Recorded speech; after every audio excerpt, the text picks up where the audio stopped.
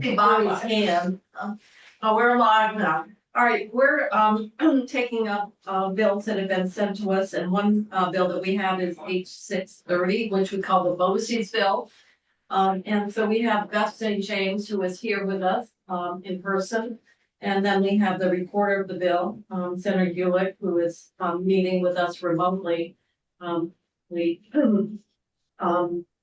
just I don't know how you want to do this, Senator Gulick. Do you want to have Ledge Council run through it, or do you want to give some kind of framework remarks? I'll leave it up to you. The reason it carries some appropriations, including the community schools appropriation, which I guess was the one that got added in the Senate Education Committee. So do you want to start off, and then if we have any questions for Beth, can run through the various sections of the bill.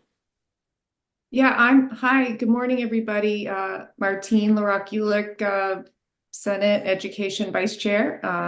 Good to see everybody. I can give a real high-level overview and then happy to hand the details off to Beth St. James. Okay, fine, we'll get started. So, so the BOCES bill, which BOCES, you probably know, stands for Boards of Cooperative Education Services, came to us obviously from the House. And the concept of BOCES was something I had never heard of before, but I know a lot of folks have heard of it because it exists over in New York State. And many people associate it with technical education, although that's not necessarily its purpose. The BOCES construct lives or exists in almost every state. I believe there are only 9 states that don't have some kind of a BOCES construct, and we are one of those 9. But it's basically the idea of I think it kind of often occurs organically where LEAs or school districts or supervisory unions will partner with each other to share resources. So it can be anything from transportation to food services to mental health supports to various other needed services that may be difficult to provide on one's own, but shared amongst a bunch of entities is much easier to achieve. So that is what a BOCES does in a nutshell. Another really great aspect of a BOCES is that you can share an employee. So in other words, let's say you have 2 separate districts like Essex, EWSD, and South Burlington, and you each need a speech and language pathologist or speech and language teacher. And there aren't that many of those around, as it turns out. You would be able to share that teacher amongst your 2 districts to create like a 1 FTE. The way it is now, a person has to sign a contract of 0.5 in one district, and it would be really hard to sign another 0.5 in another district just in terms of scheduling. So this offers that possibility as well. So I think the general sense was that in a state where we're lacking staff and we're lacking workers and our workforce is diminished, this would be a great way to share resources. We heard some really great testimony from Windham County that they are actually already doing this. They've created their own 501c3, and they are basically sharing a bunch of different resources and staff through that 501c3. We asked them why go to a BOCES model and not do just what they're doing already, but we were told that it's actually been a heavy lift to start their own nonprofit and go through all of the paperwork, go through all of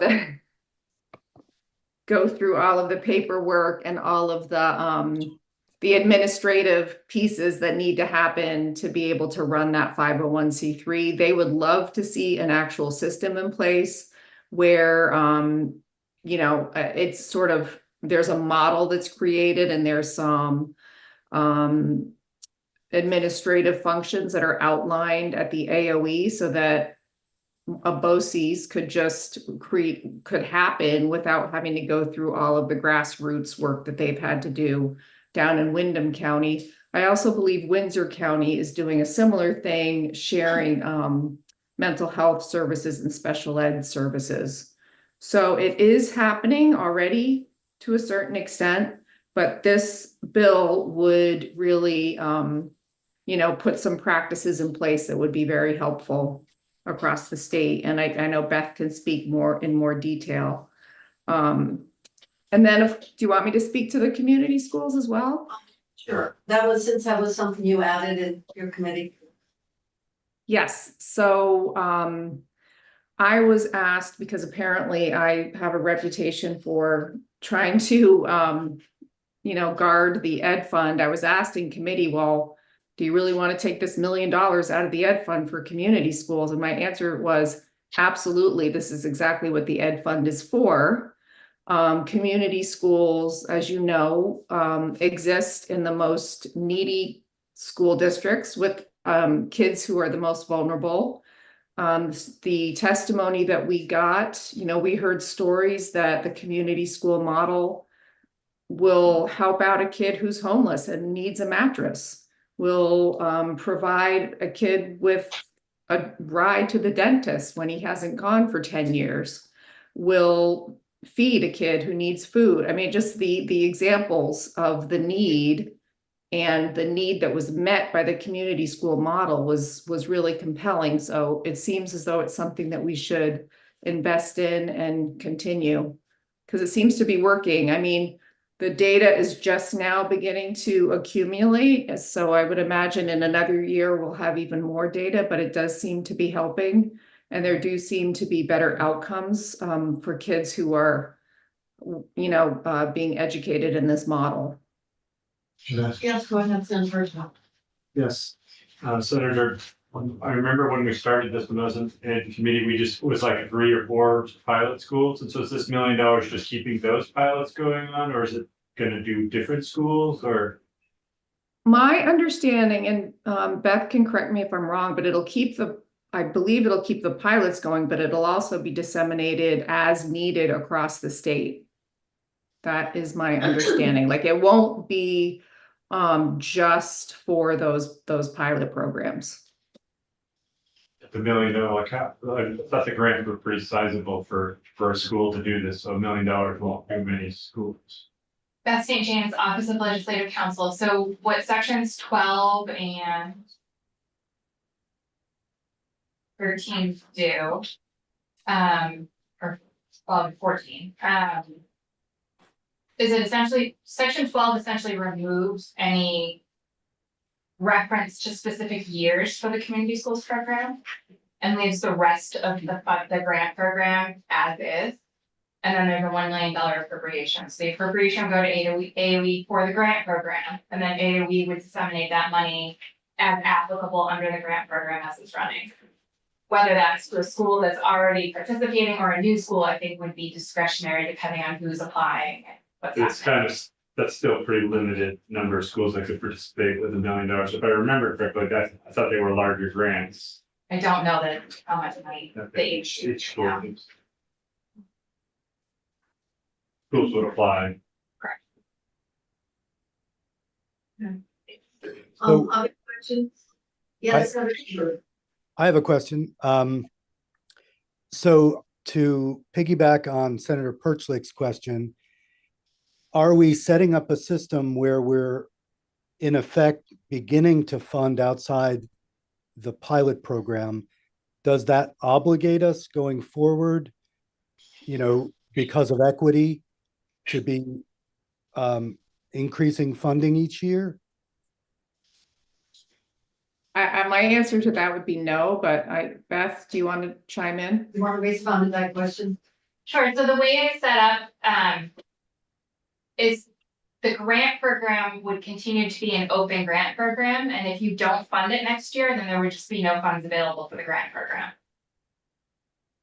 Okay, so we're not setting up an ongoing program. It's as funded, as funds are available. That term as funds are available is not in here, but I would say that that's how it would function, because there's no obligation in this other than the appropriation for this next fiscal year, for fiscal year 2025. So Mhm. if there was no appropriation in fiscal year 2026, technically the community schools grant program would still be on the books. It's a piece of session law, and unless there's a repeal, it would still live there. It wouldn't be funded. Mhm. Okay, thank you. That's, Senator Lyons. So a follow-up question to Senator Bruce's questions. So we have a pilot program in place now, and are there outcomes being collected for the pilot? And if so, how will they apply to these programs? It seems like the pilot is still ongoing, and it would be helpful to have the pilot inform new programs. Yeah, I guess I'll take a stab at that. We heard from some folks at the AOE, and we watched a nice presentation that's been put together, and it was very compelling. I would say they're beginning to gather some very strong and cogent data about the program, but even though it's been in place for, is it 5 years? 2021. So, okay, so yeah, so not even. So it's been in place for, a few years. It's sort of starting to get its stride. So I think to take the funding away now would be really, counterproductive, and would it could potentially sort of undo all of the good works that have been done. I think having it in place for one more year will give us another year of data, so we can really see some sort of trends long term. And we also just know that we're still coming out of COVID. We probably will be for the next 5 to 10 years. And this investment will help us kind of try to recoup some of those losses that we've experienced. So I really hope that we can find a way to support the community schools, and at least for one more year. But I do, I hear what you're saying, and I think it's not a bad idea to reassess every year. You responded to the question. Obviously, you're notwithstanding the language in terms of permissible use of the ed fund in this way. And of course, some of what we're experiencing has been embedded, like the mental health piece or some other pieces actually have been reflected in just school budget. So I guess and you certainly recognize the fact that you're concerned about adding more pressure or more expenditures under the to the education fund. I guess the question is the metrics that would help us determine the extent to which these kinds of interventions are actually how you can measure what has been the impact of providing these additional services to certain students in the in particular school. So at this point, it's a continuation of one more year. We're just looking at the bill. Is there, in terms of what the Agency of Education will provide relative to an evaluation for ongoing or to make a decision after 25? It says it shall report on the impact of the funding and shall be made available. So the impacts are going to be determined by the agency. Is that how you envision that? That is how I envision it. As I said, they're gathering data. They just, as we all know, it's hard to see the fruits of a program, immediately. And my sense from what we heard from them is that there's a trend of, better outcomes for these students and for these schools. And one more year of data collection would really either solidify the progress or not. But they're really, I don't want to use the word begging, but I think they're really hoping for this one more year so that they can make a definitive assessment as to how helpful it is in these communities or not. Yeah, I hope that, I know that seems like maybe a little bit of a gamble, but again, I think it's going to our neediest kids.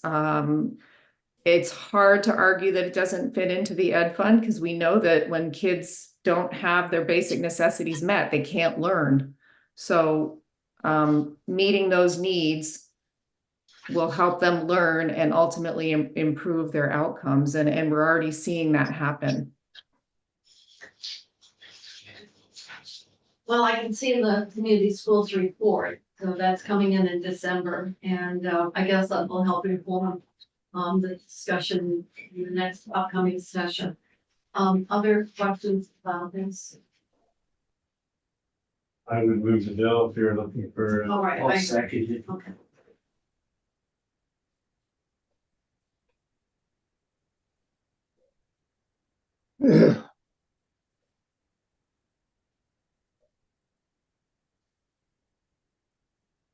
Our clerk is clerking, so you gotta wait just a minute. Unless there's further discussion. He's almost as good as my clerk. Senator Giroux, Yes. Senator Lyon, Yes, Senator Birchley. Senator Starr, Yes, Senator Westridge, yes, Senator Kitchell, Yes. All right, education, Peru, and Senator Giroux. That's fine. Happy to He'll do be it. the reporter. We're just moving it favorably, so, it's. Yeah. And we've anticipated, that this bill would carry the community schools appropriation if that's what the Senate Education Committee decided. Okay, thank you. Our next bill is the yield bill. And I don't know if they're ready to come in or not. Do you guys mind if I stay on and listen? No, you're more than welcome. I mean, you can stay for the whole afternoon if you would like. A whole load of hay. But they were going back and looking at, some of the language, I think, around their